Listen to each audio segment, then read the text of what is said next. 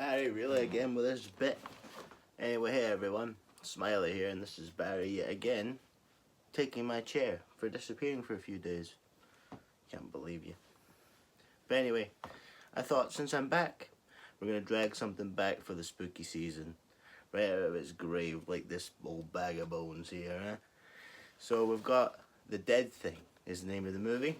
And we're not talking about this dead thing. No, actually, I'm going to put you back in your box. And if you get back in that seat again, I'm going to take this heart out of you. Alright? He's got a lot of bad joints. Look at what you're doing to me, Barry. Turning the place into a mess. You know what? I forgot this thing opens.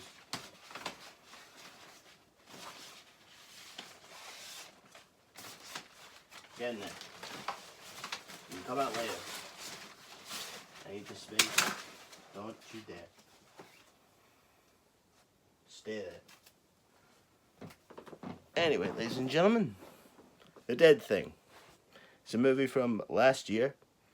And if you don't know what Shudder Sunday is, by the way, even though it's probably not going to come out on a Sunday, because the only thing scary around here, the only scarier thing around here than him is my perception of time.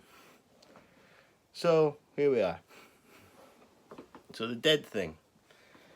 So, it's 95 minutes long. It's a Shudder exclusive, which is why it's on Shudder Sunday.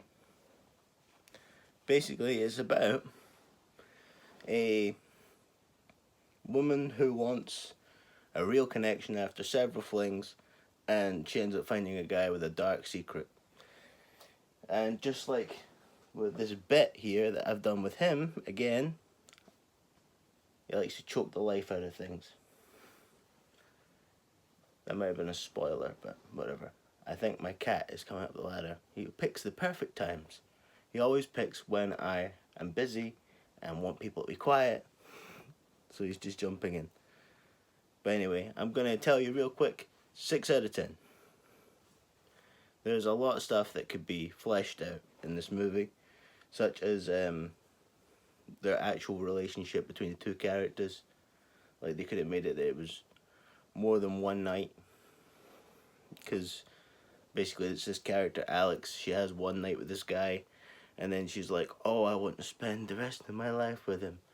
And then she doesn't have any of his details or anything. The only thing she has is that she met him on a dating website. Well, dating app, not website.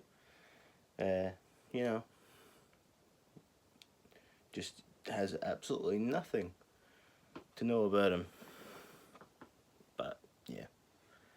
So, anyway, that's this non-spoilery bit done. Spoiler time, ladies and gentlemen. So, basically, the guy's a ghost. I'm just going to come out with it. Last time we talked about vampires on Shudder Sunday over a year ago. Now we're talking about ghosts. Specifically fucking ghosts. Ghosts that fuck. Basically, this chick Alex, after a bunch of flings, as I said before, finds this one guy and he's perfect. And blah blah blah. She really likes him. And they have a great night. And then she tries to find out more about him. And she finds out that he got hit by a car. He got hit by a car and died. The funeral is like happening like that day, the day that she finds out. She's like, oh, fuck, this is bad. And then she finds out they actually died before she actually met him that night.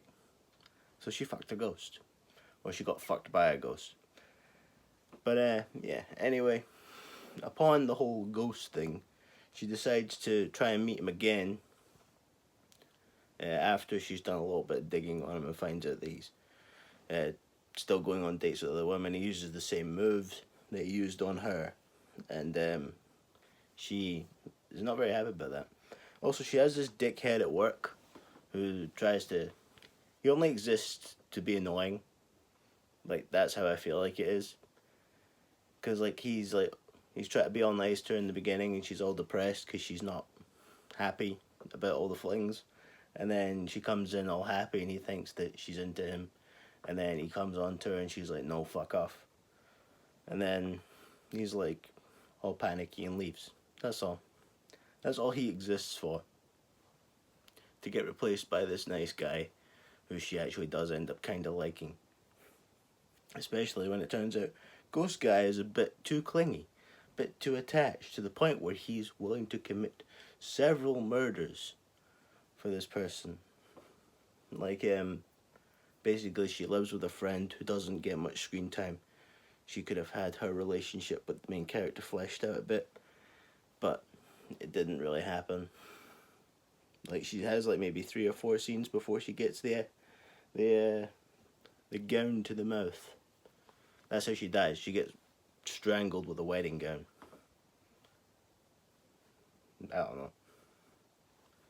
Creative, I guess. You know, she's like, oh, I have this wedding gown.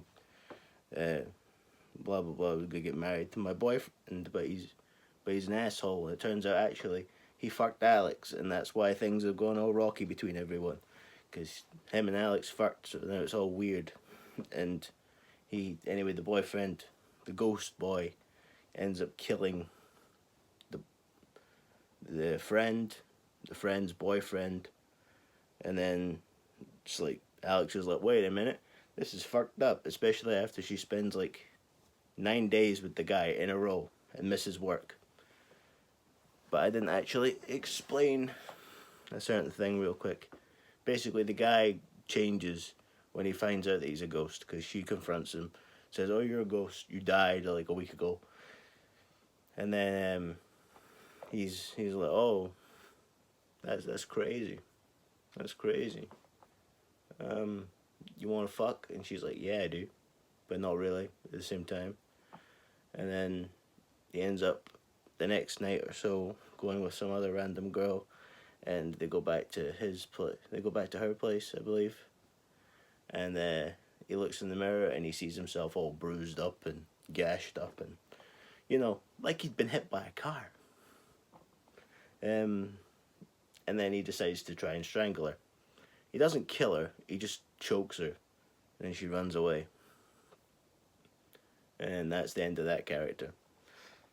And then, as I said, he ends up getting with Alex, and they end up spending a lot of time together, and Alex is very happy, but because he's a ghost, he's like, please don't leave me.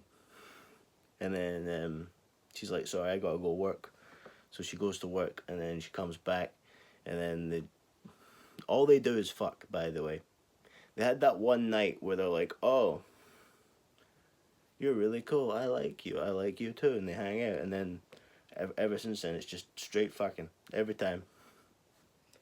And then turns out they went for 9 days in a row. Non-stop, somehow. I guess Alex didn't need to sleep. I guess the ectoplasm kept her awake, kept giving her energy to go for 9 days, and made her not realize that it's been 9 days. I think her perception of time is worse than mine, because I can at least, you know, recognize when at least a day has gone by. Not 9. Like, she just can't. She goes to work and is like, oh, I've been replaced, and the new guy's like, yeah, you didn't show up for 9 days, so they just replaced you. She's like, oh shit.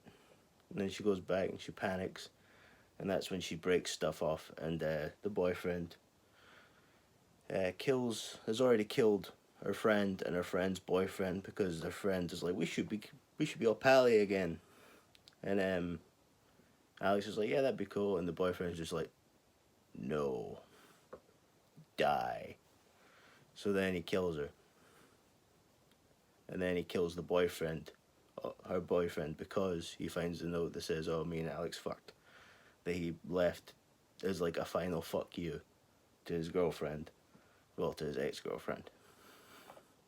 But she didn't get to read the note because she's dead. Who knows, maybe the ghost of her read it.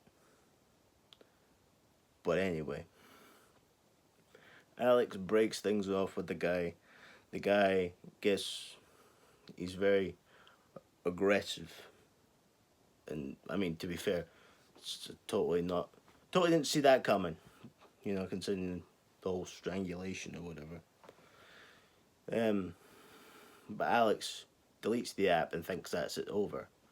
when he like reveals that his whole unfinished business is making sure that she loves him, because he had the exact same situation where it's like, oh no, I have had too many flings and now I want something serious. Oh, there's this girl, she matched me, and then he got hit by the car. Like literally, apparently his last thought before he died was, I hope this woman will love me. And that became his whole reason of being a ghost. That bit kind of annoyed me. I'm not gonna lie, like the exact moment I died is the moment that you matched with me. Bit much. A little bit much. Maybe you should have made it that he was alive when they first dated, then he died, and he wanted to be with her. Anyway, so then he became a ghost. Instead of, oh, I hope she loves me. I've never met her or even talked to her. At all. It's like, okay. All we did was match on Tinder. Or the movie equivalent of Tinder. But anyway, so after breaking off with this guy, she goes and meets the new guy from her work. Well, her old job. And they go to some place outside of LA. Oh yeah, I should have mentioned the film is set in LA. They go to some place outside of LA and go for a swim. And he's like, "Oh, I want to be with you. I just broke it off with my ex, so I want to be with because I want to be with you. Will you be with me?" And she's like, "Well, I have some stuff to deal with. So once that's dealt with, yes." Then she gets out of the pool, and the ex-boyfriend fucking drowns the guy immediately. Like it's like she could have just turned around and she would have seen him like, help. Nope, didn't see that. Didn't hear the splashing. It literally right as soon as she gets out of the pool, it's fucking help, help, help! I'm dying, being drowned. It's like you could have gave it a couple of seconds on that one. You could have given it a little bit more time before suddenly he gets fucking drowned. But he drowns, and then the boyfriend possesses his body. By the way, the guy that plays the new guy, he's in the Scream TV show. He plays the Randy Meeks character from that show. Like, the character isn't Randy Meeks, but he's the equivalent of Randy Meeks, the guy who knows all the horror movie stuff. He's that guy. Anyway, he's like, I love you, please be with me, after possessing him. And she's like, no. So then he just fucking strangles her. He's like, if you can't love me, die. Die. And strangles her to death. And then the movie cuts back to her sitting at a bar. To be fair, it's a lot more ambiguous. The film treats it like she didn't die until the reveal, where she's at the bar and she's talking to this guy, and then in her reflection you can see like the marks on her neck, like the hand marks, and like the discoloration of her skin. And then it goes to the dead thing. So she's the dead thing all along. And I don't know, I guess the boyfriend is now freed from being a ghost because he killed her or something. There's no sign of him. But yeah, I mean, I liked it for the most part. Other than some of the convoluted shit. Like the whole, like, you know, the ex-boyfriend, like the friend's ex-boyfriend, who, like, him and Alex had the whole thing with. It's a bit weird that he decided to reveal it then, to the point where it might not even be real. But it is real because Alex finds the note, and she's like, oh shit, he was going to tell my friend the truth. And then it was like, well, maybe that could have just been a lie, you know? You could have just treated that as a lying thing for him to be an asshole. But no, it's like, oh no, actually they did fuck. It's like, okay, what was the point of that?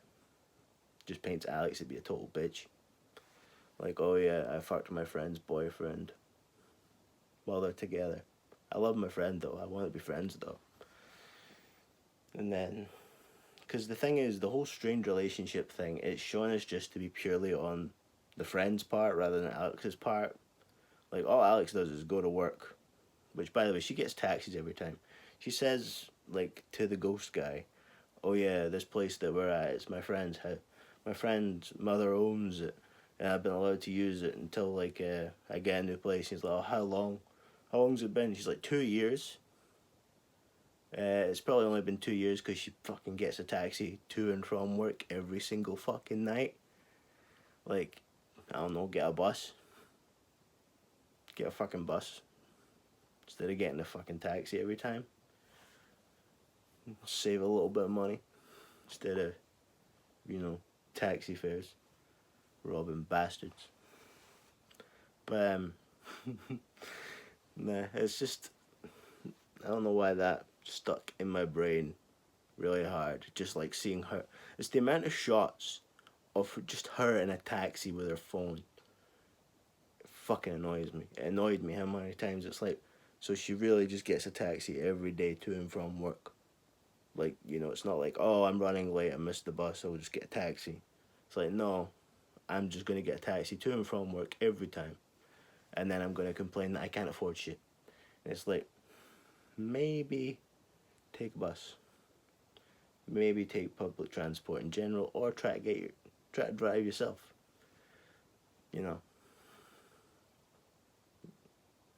Just annoying as fuck to deal with, to just watch. The amount of scenes where she's in the film. And there. It's also kind of funny, the whole 9 days constant. It's constant. Like, that's how the film portrays it. Just constant sex between her and the ghost guy for 9 days. She didn't need to take a bathroom break. She didn't need to, rehydrate, eat anything. Ectoplasm got her. It's all good. I will say, I do like some of the effects with him being a ghost. Because there's one part where they're together and her hand goes through his. Because it's like, oh yeah, remember, he's a ghost. He's a ghost, so her hand just goes through his hand. I was like, that's neat. But other than that, they don't really do much with the whole ghost aspect. So, that's why 6 out of 10. Bit convoluted, but it's enjoyable. But they don't do a lot with the ghost stuff. Other than 9 days of continuous going at it. But, whatever. So, that's the end of the review. As I said, 6 out of 10. I do think some of the things that I've heard about the movie being about the dangers of online dating are a bit far-fetched. Like, yeah, I get the idea that dating's like going through that. You can run into someone who's an abusive asshole, but you can run into abusive assholes anywhere. It's not specifically just an online dating thing, it's just a reality thing. People like that just exist. And it sucks, but bit of a far-fetched, like, oh, it's so deep and it's got a lot to tell. It's like, no, not really. It's just kind of a thing. It's just a movie. It's good though. Should have probably mentioned it's directed by Elric Kane. Is that Kane or Cone? Can't read my own fucking writing. It's Cone, I think. Elric Cone. And yeah, it's pretty good. For the most part. But yeah. To be fair, I didn't feel like I wasted my time watching it. When you watch a movie and you're like, oh, that was a fucking waste of time. I shouldn't have watched that. I didn't feel that. That's why it's a 6 out of 10. If I feel that, it will go down to a 3 immediately. But I didn't feel that. And then there's the ghost thing that I mentioned with the hand. I really liked the effect. And some of the story bits were good. Like the bit where he actually sees himself as the ghost. I like that because of how quickly he just fucking snapped into strangle this bitch. It actually caught me off guard. Like, just immediately, oh, he sees it and it's like, strangle, die. And it's like, damn. Also, the effect of him possessing the new guy. What the fuck's his name? I wrote his name down. Chris, that's the character's name. He possesses Chris, and he does the sort of... If you've seen the Shining miniseries, It came out in like the 90s.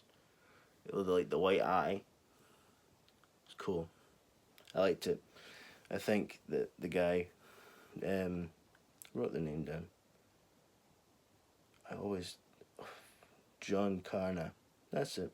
Yeah. Sorry, my notes are all scribbled like this.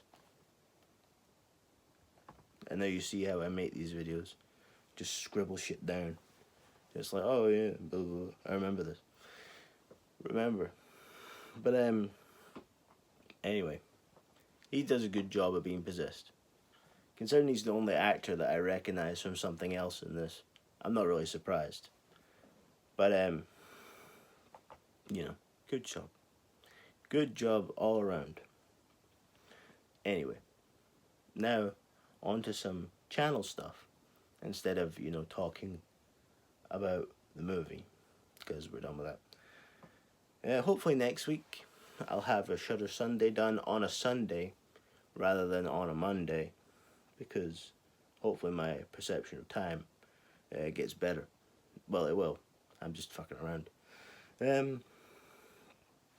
Also, other than that, we're going to finish Silent Hill 2 so we can start Silent Hill F. It's not like I have 3 different Resident Evil games on the channel on the go at one time, but I can't do more than one Silent Hill apparently.